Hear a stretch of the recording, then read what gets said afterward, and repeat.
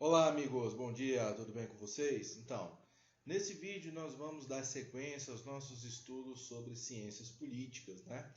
Nos dois últimos capítulos, nos dois últimos módulos, nós estamos abordando esse tema da política, da ciência política, de uma forma mais centralizada, mais objetiva em nossas discussões, né? No módulo anterior nós estudamos os modelos de organização política, né, os modelos de Estado, conceitos como oligarquia, democracia, monarquia, autarquia, né? Falamos também de noções, as diferenças entre Estado, nação, conceitos importantes para a gente entender, né, um pouco das ciências políticas. Nesse capítulo nós vamos focar, né, os nossos estudos, as nossas discussões em relação à questão dos partidos políticos e da participação política dentro de um processo, né, democrático. Tá? Eu sei que pode parecer algo, né, que não tenha muito significado, né, a questão de debater política, partidos políticos. Né? Nós vivemos um momento de crise onde o interesse por essa pauta ele se reduz, mas é importante que você tenha um conhecimento sobre esses conceitos, justamente para a gente poder mudar essa realidade, né? E fazer com que as pessoas passem, né, a pensar mais sobre a política, sobre a sua participação, né, e a responsabilidade que cada um de nós temos ao exercer os nossos direitos políticos de voto e de escolha de nossos candidatos. Né? Se a gente quer uma democracia melhor, uma democracia que funcione de forma adequada, temos que refletir o papel dos partidos políticos dentro da nossa sociedade, a sua atuação, a sua funcionalidade. Não adianta só a gente querer que a coisa mude, né? Criticar e falar que os partidos roubam, os políticos, né, não resolvem os problemas, se a gente também não se preocupa em entender o funcionamento da política e discutir o papel dessa questão no nosso dia a dia. Então a função dessa aula de hoje é justamente isso. A proposta é levar esse debate, né, essa questão da política, né, para que ela se torne algo mais próximo, mais presente na vida de vocês, né, dos alunos, daqueles que vão obviamente escutar esse vídeo hoje, né, assistir esse vídeo. A legislação eleitoral brasileira, ela tem como, né, também a Constituição, obviamente, ela permite a existência de várias siglas partidárias do nosso país. Né? Isso não acontece em outros países do mundo. Por exemplo, a democracia nos Estados Unidos ela é basicamente bipartidária. Você tem dois partidos que centralizam a disputa política nos Estados Unidos, que é o Partido Republicano e o Partido Democrata. Né? No Brasil, hoje, nós temos mais de 35 legendas atuando, tá? Das mais variadas vertentes, representando os mais variados segmentos, né, existentes dentro da sociedade brasileira. Tá? Nem sempre foi assim. A origem dos partidos políticos no Brasil remontam, né, ao período imperial, quando nós tínhamos ali basicamente, né, durante a administração de Dom Pedro II, o Partido Liberal e o Partido Conservador, tá? Que na prática não havia muitas diferenças ideológicas e políticas entre essas duas forças. Com a República, nós tivemos a ascensão de partidos republicanos estaduais, né? A República Oligárquica, né? Ela focava especificamente nessa modalidade de organização. Você tinha o Partido Republicano Paulista, o Partido Republicano de Goiás, né, do Maranhão. Cada estado tinha seu partido republicano. Depois da Revolução de 30, né, depois do Estado Novo, a organização política brasileira passou por uma transformação.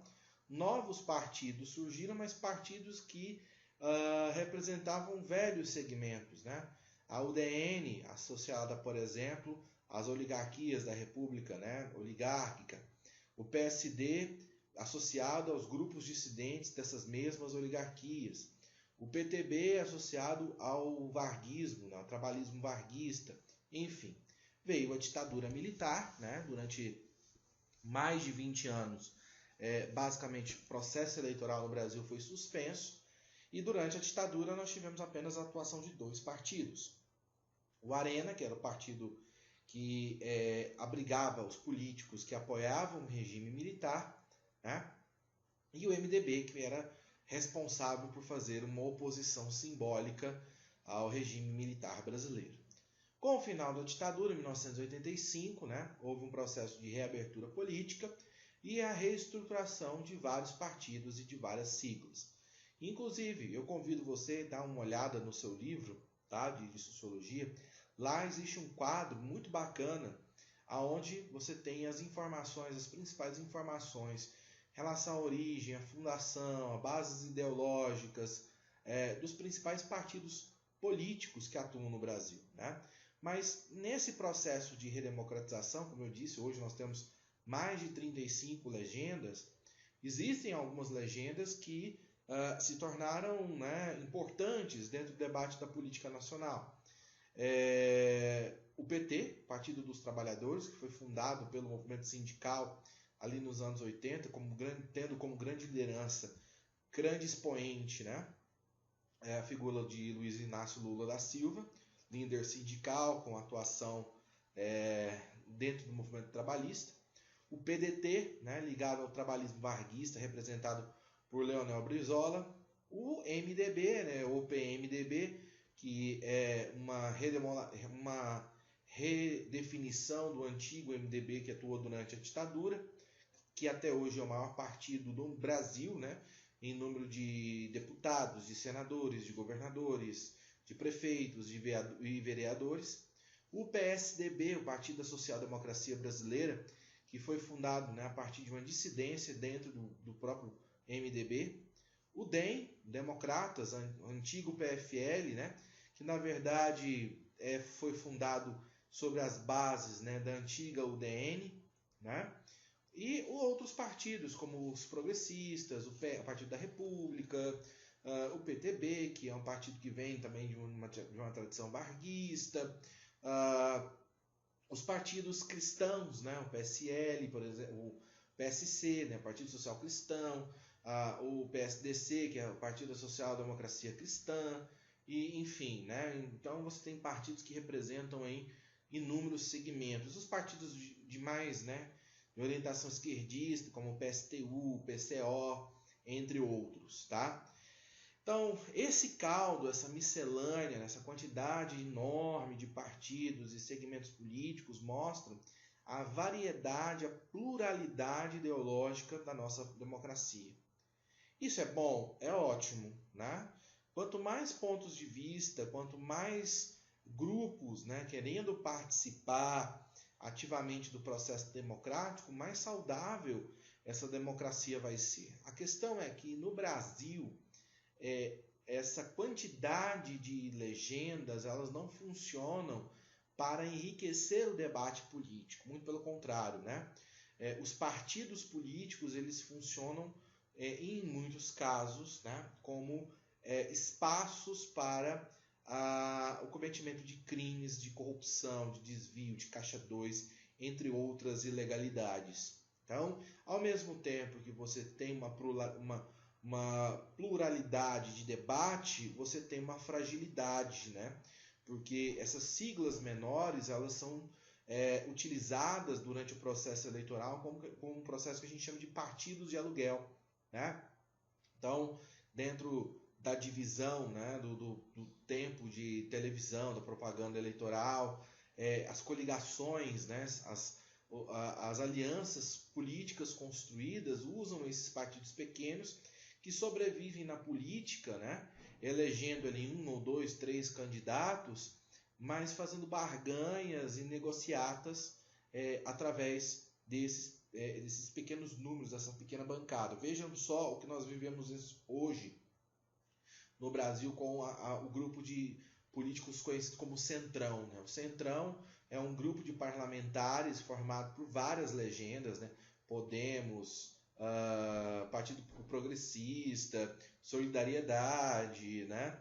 PSD, são partidos que não são grandes partidos a nível nacional, mas que elegeram uma quantidade, né, razoável de deputados e senadores e que possuem um poder de voto dentro da Câmara, no Congresso, muito elevado. E o governo tem que negociar, né, com esse centrão para poder aprovar as suas pautas. Então vejam só como esse mecanismo ele pode ser assim, um mecanismo perigoso, né, nessa diversidade partidária. Nós passamos ultimamente por uma reforma eleitoral, né? Hoje foi estabelecido, por exemplo, o fim do financiamento particular de campanhas, o financiamento público, né? Os partidos que não atingirem uma determinada expressividade nas eleições, eles não vão receber o financiamento, né, que outros partidos possuem. Justamente são medidas que tentam coibir essa prática do partido de aluguel, mas que infelizmente, obviamente, tem muita coisa para avançar, para melhorar, né, para mudar essa realidade que nós enfrentamos aí hoje, dentro da situação partidária do Brasil, né? Outro ponto que a gente tem que refletir, né, que eu trouxe, olha aqui, a quantidade de legendas, PSTU, PSL, Partido Verde, PTN, PCB, PCdoB, né, Partido Comunista do Brasil, Partido Comunista Brasileiro, olha, né, quase praticamente idênticos, né? PTdoB, PSDC, PRTB, PNN, PSC, PHS, PDT, PSDB, Partido Progressista, PT, PMDB, Democratas, PPS, PTB, PRB, PTC, PSOL, PCO, PRP, PSD, PSB, PPLA, e, enfim, olha a quantidade, né, de siglas, a gente fica até perdido, né, na quantidade de siglas que nós temos aqui partidárias, né. O ponto de reflexão é a questão da base ideológica. Um outro grande problema que as siglas partidárias no nosso país enfrentam, né. A maior parte dos partidos políticos se formam sem um campo ideológico definido, ou seja, quando montam, né, os candidatos se candidatam, se apresentam para os pleitos eleitorais, eles não seguem propostas ideológicas que estão na agenda dos partidos, mas criam planos de governo baseados especificamente em pesquisas eleitorais. Então, o partido ele existe, mas ele não consegue representar ideologicamente o seu eleitorado, né? Então, você tem, por exemplo, o PSDB, Partido da Social Democracia Brasileira. A ideia de social-democracia veio do conceito europeu, onde você tem um estado de bem-estar social, fortes investimentos no setor social, educação, saúde, transporte, né? Mas os governos do PSDB no Brasil são conhecidos por serem neoliberais, ou seja, ao invés de ampliar, né, o estado de bem-estar social oferecido, né, pela máquina estatal, eles agem ao contrário, eles diminuem esse aparato estatal, né? Eles não investem em educação, em saúde, né? Promovem privatizações, então dentro de uma agenda neoliberal que não tem nada a ver com social-democracia. Então eu estou dando um exemplo aqui muito simples para que você entenda justamente essa questão da falta, né, de uma ideologia, de um plano ideológico, de uma agenda ideológica por parte dos partidos políticos que atuam no nosso país. Bom, nós vamos ter mais um vídeo onde a gente vai continuar debatendo essa questão dos partidos políticos, tá? No próximo vídeo a gente vai falar de outros pontos a ainda serem vistos nesse módulo. Até mais!